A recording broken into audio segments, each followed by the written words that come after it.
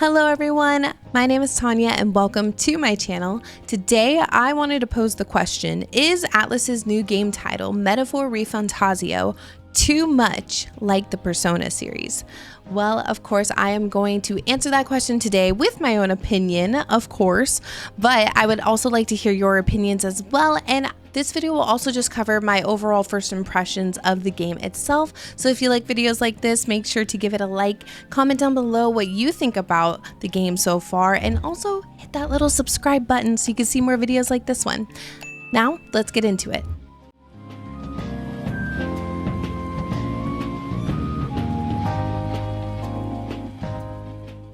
I do want to preface before I go into everything that I stayed away from trailers as much as possible. I think I only saw like the first two trailer-like things that Atlas posted about this game. And then at some point I was like, oh my gosh, they're posting so many different videos. I don't want to watch them anymore. I really wanted to be surprised. So a lot of the information I talk about today might be things you've already seen in some of their trailers. So don't mind that. If you guys did not know, Atlas actually just dropped a demo for Metaphor ReFantazio, which is what I am basing this video off of. They released it, I believe, on September 25th, and I got to play it on the 26th over on my Twitch channel. So I got to play it with everyone, which was a really fun time. I think we were all like really excited. It's one of my most anticipated games of this year. So I've been waiting for this for a very long time, just as a whole, even when it was still just a little project. This demo, holy frick, this demo is so beefy. It does not feel like a demo in the slightest. I literally feel like I got like a secret key and Atlas just like, I don't know, give to me the game or something, because it feels like the full game. If you don't know, the demo is the prologue of the full game, so obviously that's probably why it feels that way, but I did not think it would be as long as it is. Just to put it in perspective, I got to stream it yesterday. I streamed for 8 hours and I started playing the game like relatively fast. I believe my runtime so far is 7.5 hours, and guys, I'm still not done. I still have to play more, so please keep it in mind that everything I say today is literally based off of 7.5 hours of that demo alone. I still have to play more of it, and I'm sure there's still things that I have not gotten to see that I would love to talk about in this video, but I really wanted to get it out as soon as I can because I just wanted to be able to talk about something that I really enjoy. So newsflash, I really enjoy this demo. But yeah, I really highly suggest anyone to check it out if you are able to download it. I think it's one of those demos that there's so much built into it and so much that they give you for free to download that honestly, like, I think you'll know if you want to play this game or not within those hours that you put into the game.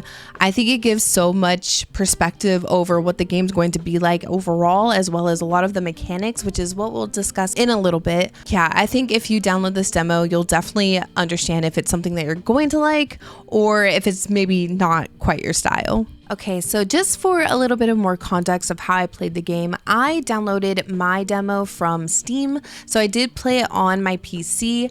My PC does have pretty high specs, but I did hear a little bit of buzz going on within the community that there were some people that had quite a few issues with like stuttering and frames dropping while they played the demo on PC. I can only speak from my experience, but I did want to at least like share that with you guys in case you wanted to download this on PC. You might want to check the requirements and see if your PC meets those. Nonetheless, I do know that there are other places you can download the demo if you have the means to do so. For me, some of the issues that I encountered, they weren't the worst things in the world, and I only really noticed them when I was streaming the game. I didn't notice any issues when I wasn't. It seems to be working perfectly fine for me. But just something to know, I remember like it started making my stream lag really badly, which kind of sucked, but we were able to fix it. It just looks like I wasn't able to play the game on high settings, and even in some cases I had to put the rendering a little bit lower, as well as my frames per second, even though a lot of those can go a lot higher with the parts that I have within my PC. So I'm not sure if that is affected because I'm streaming the game trying to do it on high settings, or if the game has just had issues like that overall. But I did want to just let people know that ahead of time. So I wanted to start off my first impressions, kind of just talking about more of the smaller details that maybe not everyone always notices. For me, I wanted to talk about the sounds that I was hearing, as well as the graphics and the UI to start. With the graphics, in all honesty, they're good graphics. I don't have anything really high to say about them or necessarily low. Honestly, they're pretty much expected graphics that I've seen in other Atlas titles, so nothing too mind-blowing in my opinion, other than, you know, the tone shift is definitely different from if you are coming from like the Persona series. It is a little bit of a darker tone within the environments, but other than that, I think graphically, the only thing I really noticed was some of the textures in the backgrounds were a little bit more pixelated. I don't know if that's due to me having to put the rendering a little bit lower, but I don't know, they didn't really stand out to me in terms of like graphical performance. But oh my goodness gracious, you guys, Atlas just hits it out of the park every single time, at least all the games that I've played.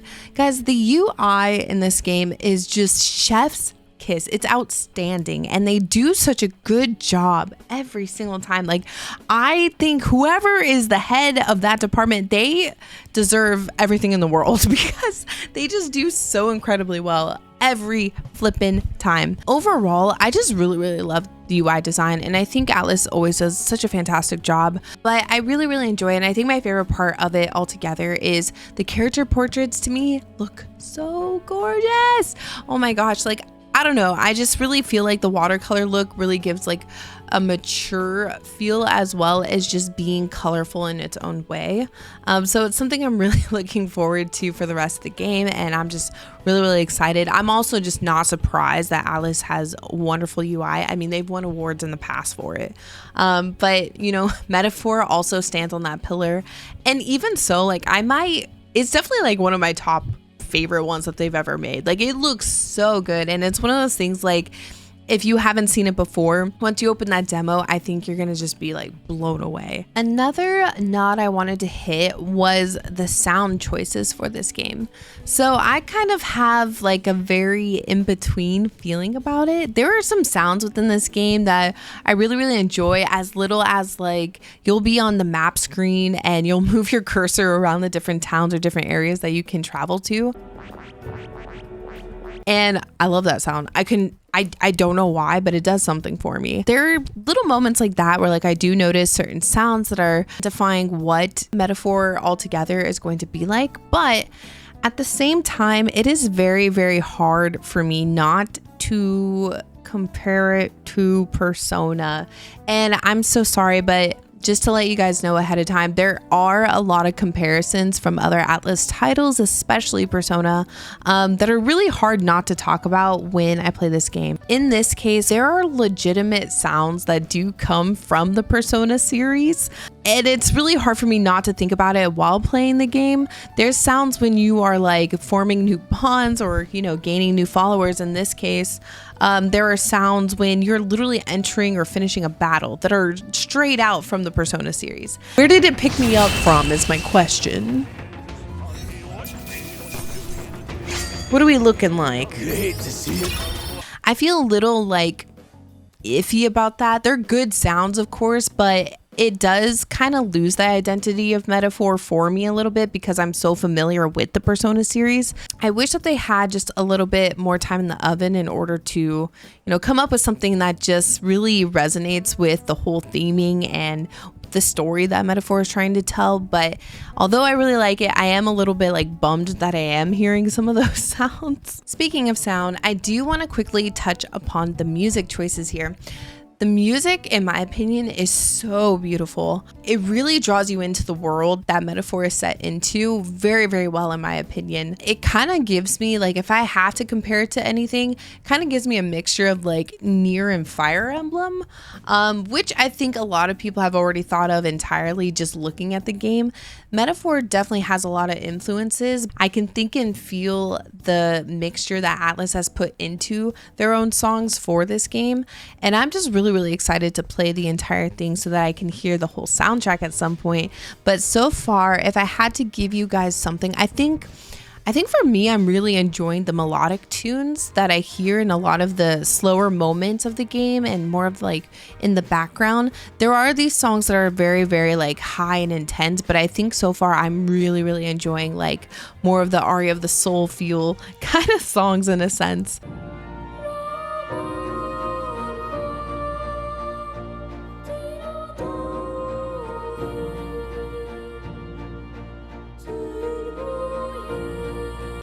But yeah, I'm really, really excited. I'm really digging and loving the music so far. Okay, time for the meat of the game. The story. A lot of people are probably wondering, what the heck is the story about? So here, I don't really want to talk about the story in depth. I do want to give overall thoughts about it so far, but I don't want to give spoilers just in case any of you want to try it. I highly suggest you just try out the demo because it is a free download.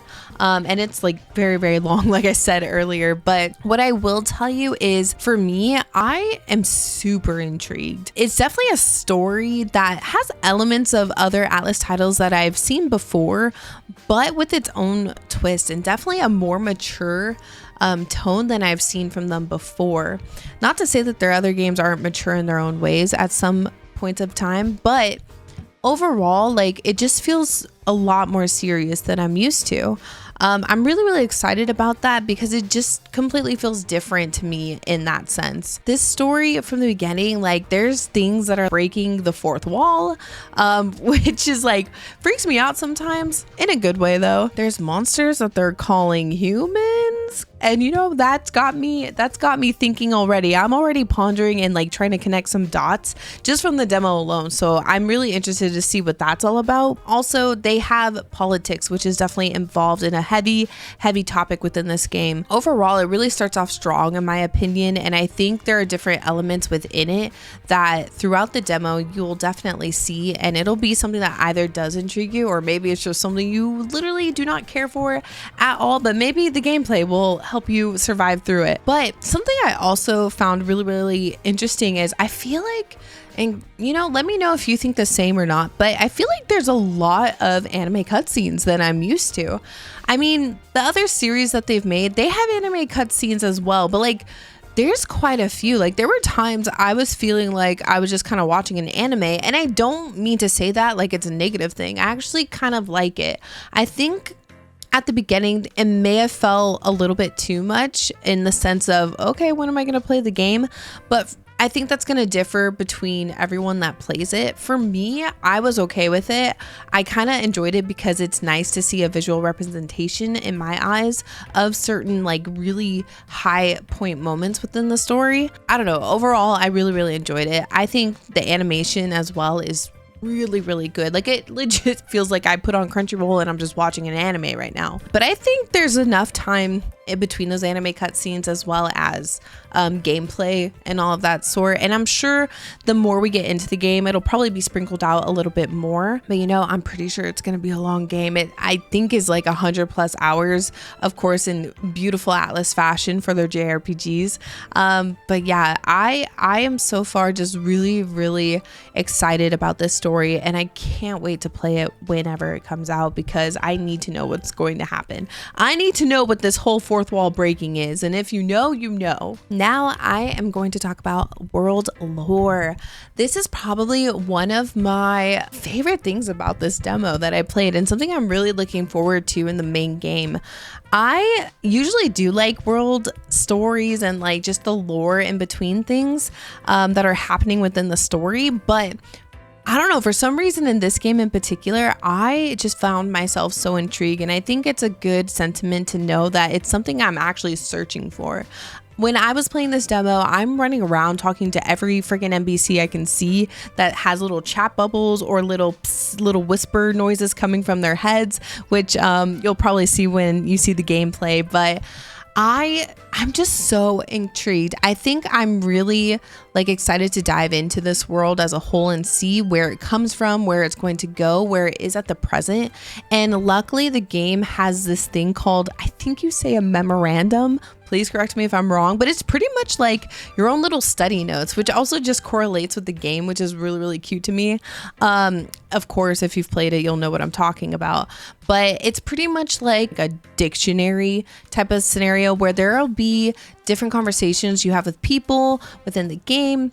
They will tell you different like situations that have happened to them or happened within the main world, or certain words that you may not really understand. And you can always go to this little section and just read off all of the information possible. I kid you not, I literally read 4 pages about the currency that is in the game. Why? I just find that stuff kind of interesting. And it kind of just helps me personally really dive into the world of the game, as well as like where my characters are coming from. I'm really, really interested to see where that goes and just to get more information. I think you'll probably find a lot more information than you would if you didn't read it. So I highly suggest giving them a read. If you play the main game, please like give it a try, see if you like it. I know not everyone likes to read, but I don't know. I'm just saying I think it really has heightened my experience with this game as well. All right, time to talk about some really fun stuff, which is the characters. This is in no particular order. The characters I find really interesting so far. The first thing, like, I love the character design. I've met quite a few characters and I'm just happy to see a lot more inclusivity than I've seen in other games before, at least coming from Atlas, and it's really, really appreciated. There's different kinds of people, and it does play a big factor in the societal norms that this game presents to the player. To start off, I do want to talk about the protagonist. I know this could be a hot topic for some, but it is a fully voiced protagonist. We're not really used to that at all. If you've played other Atlas games, it's a silenced protagonist. And this is the first time it's actually fully voiced. I personally don't have a problem with it. I know it might be a little bit of an adjustment for some players used to the silenced protagonist, but at the same time, I think there's a lot of us that like wanted to hear the person that we were playing for so long now. And in this case, I'm enjoying our main character so far. My main character, you do name him yourself. I named mine Claude because I could not think of anything else, but that is one of my favorite characters from Fire Emblem Three Houses. So there you go. Our protagonist has beautiful blue indigo hair, has heterochromia, 2 different color eyes, and he's really, really cool. Like, so far, I just have this feeling like I just want to protect him. He seems like such a sweet guy, and he just like really wants to help the people that he meets, and I think do what is right. Sometimes hearing that voice and hearing the way that he responds to certain situations kind of helps you just dive more into his story alone, and really tells you as the player like, this is what is going on and we should care because our main character cares. With our protagonist, we do meet a little fairy girl. She is so cute. Her name is Gallica.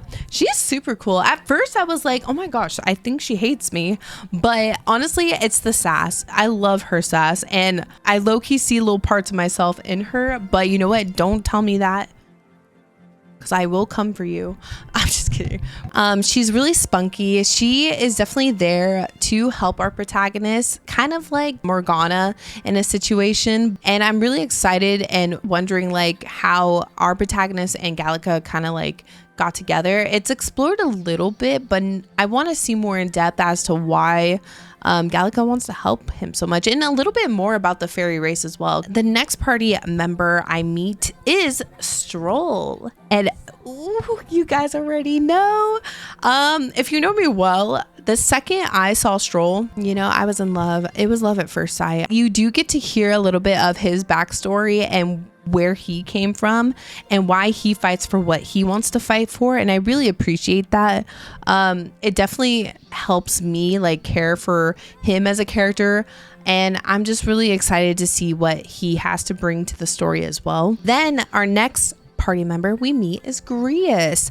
Grius is super cool to me. I don't know, I love him so much. He's almost like a little he's like a big teddy bear to me, because he's one of those characters that's like super like grrr on the outside, and he just wants to do the mission and he's ready to do what he needs to do, but on the inside he's just got like a little soft spot, and we kind of learn a little bit later why maybe he would have a little soft spot for some people. Okay, I want to talk about Luis. Luis is a very interesting character. I'm very interested to see if he has anything a little bit deeper rooted within him. We don't know too much about Luis at the beginning of this prologue. You can obviously tell he is very power hungry, but I'm intrigued in a sense of like, who hurt you? Why are you fighting for what you're fighting for, and why are you doing the things that you're doing? I really like his design. He definitely gives me chills, both in a scared way and also in that kind of way. Let's talk about Moore. Moore is a pretty interesting character so far. It is very hard for me not to think of Igor when I look at Moore. Moore is pretty much that placement of the Velvet Room. He lives in this place called Academia, and essentially he's like the person you go to where you're going to rank up your archetypes, which we'll get to that in a little bit when I talk about the mechanics a little bit more. And I find his story to be kind of interesting already, because he said that he kind of just got locked up by the king in this academia place, and he doesn't even know why. So his story is a little bit of a mystery, but I do like his demeanor. It's very calming. I'm really interested to see where that goes, and I think his design's also really cool. So let's talk about Maria. Maria is this little girl that I met within pretty much a tavern, or like a hotel, if you will. She is this super adorable girl, and I love her. I freaking love her, and I feel so sorry, and I already care for her. She gives me Nanako vibes. She gives me Marlene vibes in Final Fantasy VII. Like, she is that little kid that you just like, you want to protect so dearly to your heart. And you'll learn why whenever you go through the story, but I really feel for her, and I think she's the cutest freaking thing so far in this game. Fabienne as well. She is pretty much a caretaker for Maria. She kind of just watches over her while her father is, out doing missions and being a hero and stuff like that. So she kind of takes care of her where she can and when she can. And so Maria and Fabienne are pretty close, and they kind of just live at this honeybee inn with each other for the most part. And I just think it's really cool, because that also gives Maria like a time and a chance to like have that motherly figure. Other characters that I didn't get to learn too much about thus far, because I did again only play the first 8 hours of the prologue, and I still need to play more. There is a character named Hulkenberg. She is actually where I left off of in my demo, so I did get to meet her, and oh my god, I mean, she's one of those characters as well. As soon as I saw her, I was like, I love you. She's a really strong woman, and she's of the Rushant tribe, which is a tribe that is known for being very strong, especially the women in that tribe. And she actually works as a knight, so she has a lot of history with like battling. I didn't get to learn too much about her yet, but she does have a relationship with Grius that they've had in a past that I did get to see a flashback of. So again, it's just something that I am interested to see, but definitely design wise, she is right up my alley, and I think she's definitely going to be a fan favorite for sure. There is a character named, gosh, correct me if I'm wrong, but I think you say her name Brigitta. She's a character I randomly met like at the beginning of the game when I was just walking by, but she did have a character portrait, so I'm assuming she's going to be someone that I get to talk to a little bit later as well at some point. She has this white straight hair with some bangs, and oh my god, she is also like drop dead gorgeous to me. She is so beautiful, but I really want to get to know her as well. I don't have much to say other than I really love her design, but I definitely think if you see a character portrait, it's probably because they're going to be at least within the story a little bit more than random NPCs you talk to. But she looks super cool. I love her design. Another character that I actually have seen a few times in I think the only and first trailer that I saw of Metaphor was Katarina. unless you say her name Katharina, but I think it's Katarina. I believe, and oh my gosh, I don't know how to say the tribe's name still, but I think it's Peripus. Essentially, she's this very like very, very cutesy. I love her design too. She's got this short pink hair. She's really, really tall, and I've seen her a few times just like running around, going through the story so far within the 8 hours. I do believe she's supposed to be a part of our party at some point, but I'm not 100% sure. But I also really love her design. Again, I just think they knocked it out of the park with like making these different characters, at least within your party, look different, which is really, really nice because it does give them their own like identity. I can't wait till I meet her and just eventually at some point get to understand where she's coming from and everything. Okay, now I'm going to talk about the mechanics of the game. This part might be a little bit lengthy, so I apologize in advance, but I wanted to start off with just like some small mechanics of the overall world that I've noticed so far. And then I'm going to get into more of the combat stuff, which is stuff that I'm pretty excited about. So of course, a lot of the mechanics are really representative of a lot of different Atlas games. There's things from like Devil Saga to Persona to Shin Megami Tensei. Like they're all here. It's almost like ultimately Atlas just wanted to put everything they've learned from all the games that they've learned in the past and put it all in this. So there is a follower system. This is pretty much like your social links, your confidants, your new bonds that you're making with different characters within the game. So when you make a new bond, this does unlock like new archetypes and things that your characters can power up with. And of course, if you rank up those bonds, then more skills and powers will come to you and your party members. So if you've played Persona games in the past, it's very, very reminiscent of that. Traveling in the map, I'm very interested to see where it goes because it seems like when you're on the map screen, you can kind of travel like to different places whenever you want, and there's kind of like this calendar system or like day system where, oh, it's gonna take me 4 days to get to place A. It looks like that's the time where you'll be able to level up these bonds as well as like do other activities to level up what I'm going to call social stats right now because I don't know the name of them, but they have a similar system where it looks like your character will have something of a social stats and probably something that will play in obviously a lot more in the main game. I just didn't get to play with that part very much. And something else that I just wanted to touch on that I just really appreciated was the camping. I just think that the camping might have a good position to have a lot of like character involvement happening. I noticed with some of the moments so far, a lot of these camping moments happen in between dungeons. These are parts that I've noticed so far that I'm able to talk to the characters I'm with at the moment and kind of get like their grasp on the situation as well as just how they're feeling. It reminds me a lot of like when you're in Persona and before you go back to a palace or you go back to a dungeon, you kind of like talk to your team members and do the same thing. It's pretty reminiscent of that as well. Overall, I'm hoping like I noticed that there's like food ingredients I could grab from different vendors and stuff like that in the game. So I'm like hoping, oh, maybe there'll be some cooking. Maybe I can camp and cook some stuff over the fire. I don't know, but we'll find out. I think it was really, really cool. And just like, it's those small little things with my party members that just make me feel like we're really going through stuff together. Now, I'm going to talk about the combat a little bit more in depth. I'm actually pretty excited for this combat overall. To me, just to give you perspective, I definitely think it is going to be a harder game than the Persona series. I kind of like an in-between of the SMT and the Persona series. I feel like it sits in between that. It wasn't like so hard that I couldn't do it, but I did hear some of my friends that played on hard were having some trouble at certain battles and stuff like that. I played on normal, but even I died a few times. Sometimes, you know, I never said I was like super good at these games or anything, but something that is beautiful to know is like if the protagonist dies, the game is not over. Oh my God, thank you. The game is not over when your protagonist dies. I can revive myself. Thank the heavens. So already that's like something I'm really, really thankful for because in past games that I've played from Atlas, I haven't been bothered by it so much, but it does suck when like you've done so much progress and then you die. But even though everyone else is alive, it's just a game over.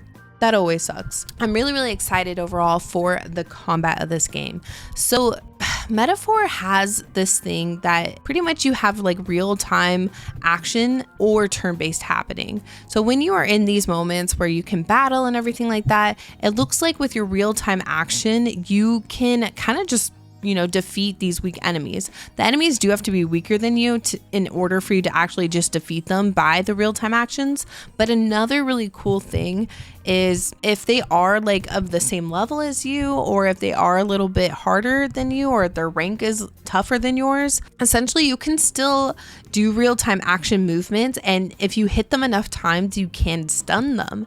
If you stun them, it puts you in that turn-based battle system, and which I think I'm just going to call the squad battle system, which essentially just means you have your whole party and then you do turn-based regular stuff that we're used to. But you get put into these battles and you have an advantage. It's kind of like ambushing the enemies, except like in this case, they'll be stunned. You can possibly, I've done this a few times, you can hit them with the real-time action and then still get hit back. And if they do hit you back, then it's the other way around. They get the advantage. So you are stuck with them hitting you a couple times. I find it really, really fun because you do have that difference. It does help with like dungeon grinding if you do want to do that. It makes some parts like a little bit faster if you don't want to be in a turn-based battle every single time. You do have the option if you want to, but it is nice to be able to just kind of run around and just defeat the easy enemies as soon as I can. Something I did find kind of interesting, and I don't know if other people have noticed, but to me, it looks like enemies don't really like respawn in these dungeons or areas that I was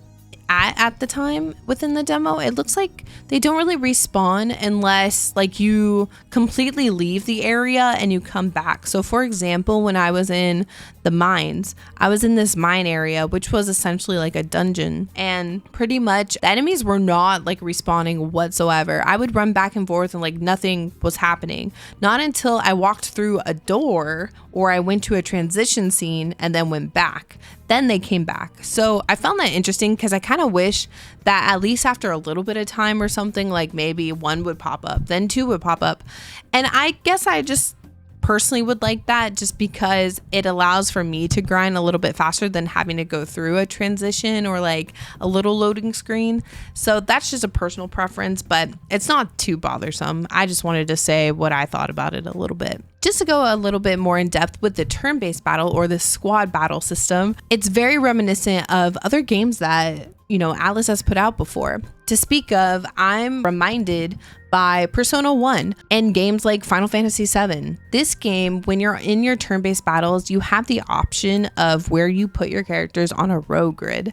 So you can have some characters in the front and you can have some characters in the back row. If your character's in the front row, you pretty much can do a decent amount of damage. And then of course, if you're in the front row as well, the enemy can also do a good amount of damage back to you. The opposite happens where if you have a character in the back row, it just kind of means like your attacks aren't going to hit as hard as they could if you were in the front row, but it also means that the enemy won't hit you as hard as much as if you were in the front row. So it is a really cool system. I did use the row system a little bit within my playthrough thus far, and I've been really, really liking it. I've definitely found it helpful when I had to fight this big old dragon that I just could not leave alone.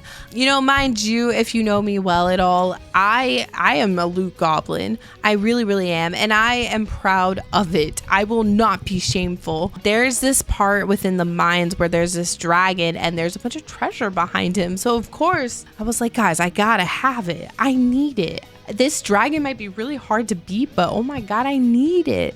So I did fight this dragon, although scary. I was able to do it my second try. I did die the first time, but I did utilize the row system within that battle, for example, and it really, really helped me out. That dragon freaking had like this tail whip that would just hit everybody in the front row. So I noticed that when I had somebody in the back, it didn't touch them at all. So it was really, really helpful. And I think and I hope that they'll incorporate that a little bit more within certain battles, that like, oh, you can go through this battle a little bit easier if you strategize. Something as small as that sometimes. The other comparison I have seen is this press turn system. It's very reminiscent of Shin Megami Tensei 3 Nocturne. That game also had a press turn system, and what that essentially means, at the top of the screen when you're in your turn-based battles, you'll see these little crystals at the very, very top. When they are the blue crystals, it is pretty much saying that that's how many turns your team has. And if they're red, those are the enemies. The press turn system is essentially something that lets you know how many turns you have ultimately. With that, it pretty much just says like how many attacks your side has before it switches over to the next side. And when you hit a weak point, you get another added extra turn. So it's a really, really cool system. It's something that I think works really well. It's almost like a different take on the one more system that we've seen in other games from Atlas before, but just in a little bit of a different way. So I really, really like that because that does make it differ from previous titles before. But now we got to talk about the big meat and bones of this game, something that is very, very identifiable, and that is archetypes. Archetypes, let's just say it, it's pretty much like your persona, but it is different. It really, really is different in my opinion. It acts as more of like a class system from like other JRPGs if you've played like Final Fantasy in the past, and you know, a whole list of different games as well, but it works as a class system. I think you could argue that Persona can act as if kind of like a pocket monster kind of deal in some regards. Obviously it's not, but in some ways it can be seen as that. But with archetypes, you kind of have a class system. It's really, really cool. For example, my character, the protagonist, he starts off as a seeker. A seeker is one of the many classes that this game will hold. The seeker is known to be a more balanced archetype. It doesn't specialize in anything in particular, but it is pretty well rounded out. The protagonist starts off as this, but later on, when you learn more about Moore, the character that we talked about earlier, and the place that he resides in, academia, he pretty much is the person you go to change those archetypes and to level up those archetypes. What's really cool is like, although my protagonist starts off as a seeker, later on I was able to just change him straight to a healer. I learned healing from a new bond that I made earlier, and I think that's where all of these different mechanics just really like cycle through and connect with one another, and I find that really awesome. I think what's cool is like, it seems like this archetype thing can be really customizable. It allows for so much customizability between so many different players and yourself if you decide to play this game more than one time. So you know, during my playthrough, I made myself a healer, and then I was able to change even my party members. Although they awaken to a specific archetype story-wise, you can change what they do use when they are in battle and everything like that. I think what's also cool is like with the archetypes themselves, you can also add like your other skills that you've learned previously to them as well. So even though like I became a healer, I can still add a skill that I had from the seeker archetype. And I'm sure as you learn more and more, you can have multiple characters learn different kinds of archetypes and kind of like mold your own archetype in a sense. Certain archetypes will of course have their own like specializations, as well as like if they have more strength or dexterity or, you know, defense, agility, endurance, all of these different aspects and attributes. But what's cool is like you can still at least change their skill set to better help you with the battles that you are taking and how you like to take them on. So I really, really appreciate that. I just find this system pretty cool because it's kind of like an evolution of the Persona idea, and having that be like your main source of magic and your SP that you would use in your game.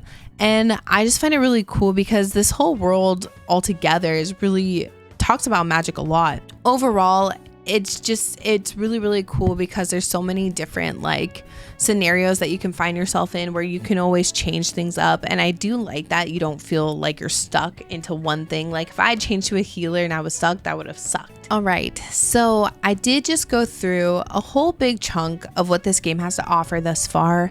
I did keep things a little bit vague just because I don't want to give out too many spoilers for people who haven't played it yet. And I really do highly suggest that you give it a try yourself if you haven't played it already, or if you're a little bit on the fence if it's a game that you'd want to play in the first place.